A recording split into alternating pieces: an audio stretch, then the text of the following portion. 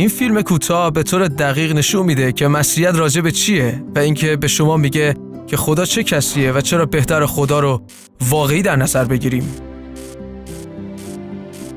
بعضی مردم باور دارن که البته این فقط یه باوره، باوری کاملا بدون مدرک، که میلیاردها سال قبل که زمین به طور ناگهانی بعد از یه انفجار بزرگ از هیچی به وجود اومد. به اعتقاد این باورمندان این انفجار بزرگ باعث به وجود اومدن زمین، سیاره‌ها، حیوانات و همه انسان‌ها شده. انفجار بیگ بنگ یه جورایی حتی باعث به وجود اومدن اکسیژن برای نفس کشیدن، آهن، گازها، آبها، فتوسنتز. شاید شما درباره اینجور چیزا قبلا شنیده باشید. حتی ستاره‌ها و تمام کائنات بیکران. فقط و فقط با یه انفجار بزرگ. واو، مسلماً انفجار بزرگ و موافق طبیعی باید بوده باشه. این به اصطلاح باورمندان دانشمند همچنین باور دارن که تمام موجودات در طبیعت از جمله حیوانات و همه حیات از یه سلول بسیار کوچیک تکامل پیدا کردن که امروزه میدونیم تشکیل دهنده ما و محیط اطراف ما هستن. اونا همچنین معتقدن که هر آنچه توی جهان هستی وجود داره در نتیجه تصادف و بدون هیچ ارتباط، معنا و مطلقاً هیچ مفهومی به وجود اومده. بر طبق این باور اینها تنها از این انفجار بزرگ ذراتی به وجود اومده که مشخصاً از ناکجا، یه سیستمی کاملی رو که شامل نور، تاریکی، گرما، سرما، باران، برق، فصلها و حتی احساساتی مثل عشق، خشم، نفرت رو به وجود آورده که این رو نتیجه اتفاق بزرگ و سالها تطبیق یافتن میدونن. یعنی مجموعه این موارد همگی اتفاق بزرگ هستن. اما چرا همینا رو به تو میگم؟ چون این باور چیزیه که خیلی ها تو مدارس سراسر دنیا یاد گرفتن و این تفکر بسیار بسیار متفاوت‌تر از مسیحیته. شاید بتوان گفت که مسیحیان افرادی بسیار ساده و بی تکلف هستند که باور ندارن که زمین و نه حتی تو یه اتفاق هستید. مسیحیان باور دارن هر چیزی یه مغز متفکر در پشت خود داره، یه خالق، یه آفریدگار که همه چیز رو برنامه‌ریزی کرده تا کوچکترین جزئیات اون رو، و اون مغز متفکر و خالق خداست. و این چیزیه در واقع اتفاق افتاده. خدا جهان رو آفرید، آب، سیاره‌ها، همه کائنات رو و مسلماً همه موجودات زنده رو. اونها رو نیافرید تا تکامل پیدا کنن، بلکه اونها رو کامل، عالی، بدون نقص و همونطور که هستن خلق کرده، یکی پس از دیگری.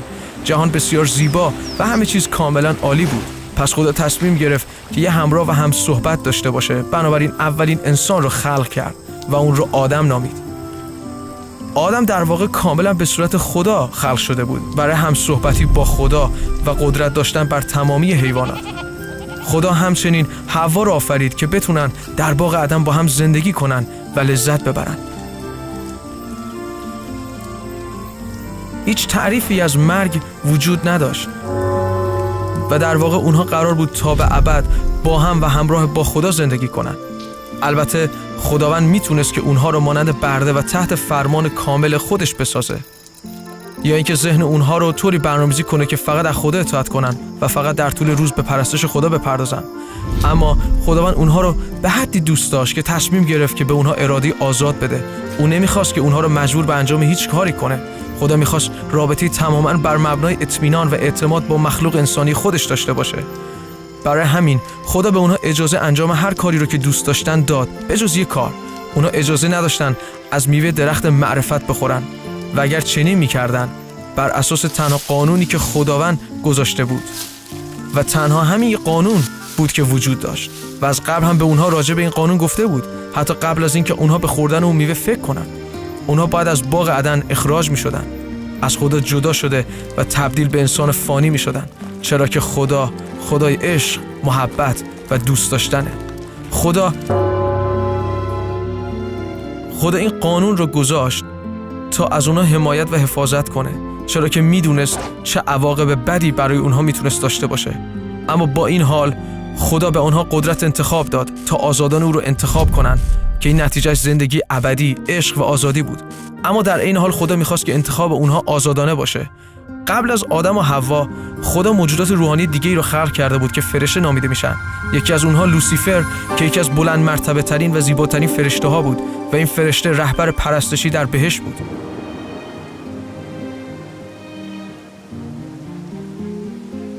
اما یک روز لوسیفر از خدا عصبانی شد، چرا که میخواست در جایگاهی برابر با خدا قرار بگیره. اما مشخصاً خدا اجازه داشتن همچین جایگاهی رو به او نداد. در نتیجه لوسیفر عصبانی شد و خدا او را از بهشت بیرون انداخت و دور از حضور خدا قرار گرفت. همراه با او فرشتگان بسیاری که از او پیروی می‌کردند نیز سقوط کردند. خدا زمین رو به او داد تا قلمرو او باشه و قانونگذار زمین باشه. حالا لوسیفر که با نام شیطان بهتر شناخته شده یه مأموریت بزرگ داشت.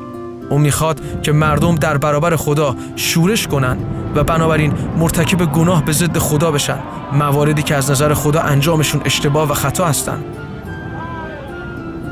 شیطان میدونست که خدا قدوس، پاک و عادله، بنابراین خدا نزدیک گناه و شریر نخواهد اومد، زیرا گناه ما را از خدا جدا میکنه. برای همین شیطان خودش رو به شکل مار به آدم و حوا توی باغ عدن نشون میده تا اونها رو وسوسه و متقاعد کنه تا میوه درخت معرفت رو بخورن و متاسفانه شیطان در مأموریتش موفق میشه.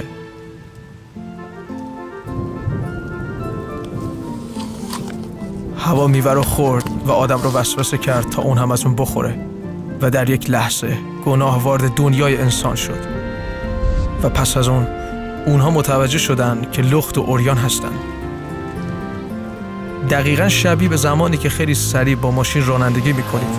از قبل میدونید که چه نتایجی در بر خواهد داشت، یک جریمه یا حتی از دست دادن گواهینامه رانندگی، و این نتایج کاملاً منصفانه هستند. این عدالت، زیرا قوانین پایه‌گذاری شدن که از تو و از بقیه مردم از یک تصادف بزرگ محافظت کنن. این دقیقاً اتفاقی بود که برای آدم و حوا افتاد. خدا باید حکمی رو که در موردش تصمیم گرفته بود رو حتی قبل از اینکه آدم و حوا اون رو بشکنن اجرا میکرد. خدا باید از اونها جدا میشد. به همین دلیل خدا باید اونها رو از بهشت بیرون مینداخت. میتونم تصور کنم که آدم و حوا فکر میکردن که این منصفانه نیست، اما این عین عدالت بود و اونها قبل از اینکه از میوه درخت بخورن از این حکم خیلی خوب باخبر بودن.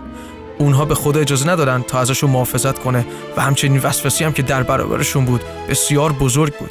بنابراین حالا در نتیجه این تراژدی خدا و انسان از هم جدا شدن و همراهی و همصحبتی بین اونها از بین رفته بود. تمام دلیلی که باعث خلقت انسان شده بود کاملا از بین رفته بود. میشه گفت که گویی خدا در یک حباب و انسان در حبابی دیگه قرار گرفته بود. وقتی که خدا به آدم و حوا گفت برون کسی رو بارور شن، اونا صاحب تعداد زیادی فرزند شدن، واقعا خیلی زیاد، و بچه‌هاشون هم بچه داشتن. ما در عهد قدیم میخونیم که اتفاق بسیار زیادی افتاد، مثل ابراهیم، نوح، موسی، دانیال، داوود و بقیه. اما به طور عمومی مردم خدا رو فراموش میکنن و چون شیطان زمین رو اداره میکنه، بیماری ها و گناهانی مانند تنفر، حسادت، زنا، سوء استفاده، آزار و قتل اتفاق میفته. انسان ها هنوز اراده آزاد خودشون رو دارن، اما چون انتخاب نمی کنن که نزدیک به خدا زندگی کنن، شیطان میتونه راه خودش رو باز کنه و روی افکار و عقاید مردم تاثیر بذاره. حدود 4000 سال در عهد قدیم خدا تصمیم گرفت که مستقیما با تعداد کمی از افراد صحبت کنه. از طریق موسی خدا افراد مشخص رو انتخاب کرد تا قوم خدا باشن که اونها اسرائیلی ها نامیده شدن و میشون. چرا؟ چون خدا هنوز میخواد که دوباره با انسان همراه و هم صحبت باشه، همونطور که از ابتدا میخواست زمانی که جهان رو آفرید. خدا از طریق موسی 10 فرمان رو به مردم داد که باید به عنوان قوانین اصلی و پایه‌ای به اونها عمل میکردن. ممکنه بعضی از معروف‌ترین و رایج‌ترین هاش رو شنیده باشید، از جمله تو نباید خدایی جز من داشته باشی، نباید از نام خدا سوء استفاده کنی، قتل نکن، زنا نکن، دزدی نکن. در واقع خدا به اسرائیلی‌ها 613 فرمان یا قانون داد که برای مقدس یا پاک شدن باید رعایت می‌کردن و برای هر قانون یا فرمانی که میشکستن باید توبه می‌کردن و یک حیوان مشخص یا غذایی رو به خدا تقدیم می‌کردن به منظور اینکه بخشش رو دریافت کنن. و اگر به این مسئله بی‌توجه می‌بودن می‌مردن، زیرا خداوند پاک و قدوسه و هیچ گناهی رو نخواهد پذیرفت. 613 قانون در واقع تعداد زیادی بود و نگه داشتنشون در واقع به این راحتی نبود و به خوبی پیش نمی‌رفت. با اینکه خدا معجزات فوق‌العاده‌ای نشون داده بود، اما در مقابل صبر مردم بسیار کم بود و حتی بعضی شروع به پرستیدن خدای دیگری کردند. سالها گذشت و خداوند دید که اون همراهی و نزدیکی که ما انسان‌ها رو به خاطرش آفریده بود مطابق نقشش به خوبی پیش نمی‌رفت و اینکه یهودیان نمیتونستن با تمام اون قوانین و هدایای تقدیمی همراهی با خداوند رو ادامه بدن. به همین دلیل خدا مهمترین و بزرگترین کاری رو انجام داد که حتی نمیتونی تصورش رو کنی. او تصمیم گرفت تا یگانه پسر خودش عیسی مسیح رو به خاطر ما قربانی کنه و این چیزی که اتفاق افتاد. خداوند دختر جوانی که در نظرش کاملا بیگناه و پاک بود رو انتخاب میکنه، دختری به نام مریم. خداوند فرشته خود جبرائیل رو به نزد مریم میفرسته تا به او بگه خواست خدا اینه که او باردار شده و بچه‌ای رو حمل کنه که بدون پدر زمینی و البته نه یه بچه معمولی، بلکه تنها پسر حقیقی خدا رو که خدا به عنوان پدر واقعیش است. عیسی مانند یک کودک معمولی با مریم و پدرخوانده‌اش یوسف بزرگ میشه. او تبدیل به نجار معمولی میشه، اما در 30 سالگی از آب تعمید گرفت و در همان زمان روح القدس از آسمان به شکل کبوتر بر عیسی قرار گرفت. از آن روز عیسی آغاز کرد به موعظه و تعلیم در مورد بخشیدن، دوست داشتن یکدیگر، توبه قلبی از گناه و نه فقط توبه ظاهری، حتی دوست داشتن دشمن، باور و ایمان آوردن به عیسی مسیح به عنوان نجات دهنده. عیسی چیزهای فوق‌العاده و زیادی را به زبان می آورد و برای اثبات اینکه فرزند واقعی خداست معجزات بسیاری انجام داد. او بیماران بسیاری را که به نزدش می اومدن را شفا داد. او روی آب راه رفت. آب را به شراب عالی تبدیل کرد.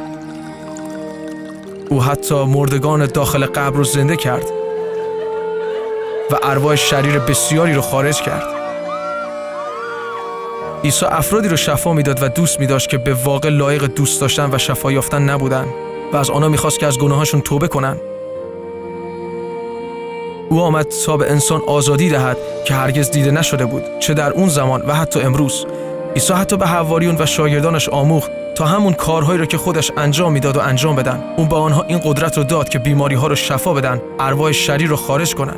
او ابتدا 12 تا شاگرد خودش رو میفرسته تا هرچی خودش انجام داده بود رو انجام بدن و به همه درباره عیسی بگن. سپس 70 نفر دیگر رو میفرسته تا همانند او عمل کنن. او به آنها میگه که به مردم بگن عیسی رو پیروی کنن، همان کاری رو انجام بدن که او انجام داده بود. در واقع لغت مسیح به معنی پیروی از عیسی مسیحه. اما چرا این تعداد از شاگردان فرستاد؟ به چه دلیلی؟ به این دلیل که عیسی گفت من راه، راستی و حیات هستم. هیچ کس به نزد پدر نمیره جز از طریق من. و خدا تصمیم گرفت که پسرش عیسی باید درد و رنج بسیار بکشه و بر روی صلیب بمیره. بر روی صلیب باید تمام بیماری ها، شر، تقصیر و گناهان جهان رو بر روی دوش میگرفت، یعنی همه گناهانی که انسان رو از خدا دور میکنه. عیسی بر روی صلیب پر از گناهانی شد که به خاطر ما حمل کرد و حتی خدا هم باید از او رو برمیگردوند و او رو رها میکرد، به طوری که خدا هرگز کسی رو چه در گذشته و چه تاکنون رها نکرده بود. عیسی مسیح بر روی صلیب یک قربانی بزرگ از طرف خدا بود، کسی که ما را از 613 قانون، فرمان، هدایای تقدیمی و قربانی ها و همینطور از حکم مرگی که آدم و حوا و فرزندانشون زیر آن بودن رها میکرد. پس عیسی قربانی از طرف خدا برای همه انسان ها بود.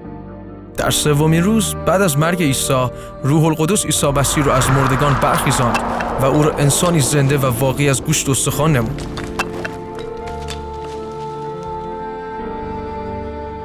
عیسی مرگ رو نابود کرد و قول داد هر که به او ایمان بیاره و به کلام او عمل کنه هرگز بعد از مرگ در آتش ابدی جهنم از بین نخواهد رفت، بلکه صاحب زندگی ابدی در بهشت در کنار عیسی و خدا خواهد شد.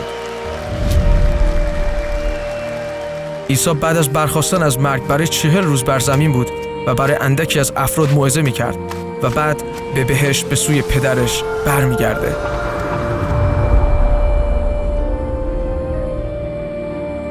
بعد از 10 روز روح القدس رو به عنوان جانشین خودش برای شاگردانش میفرسته و همه اونها با روح القدس تعمید میگیرن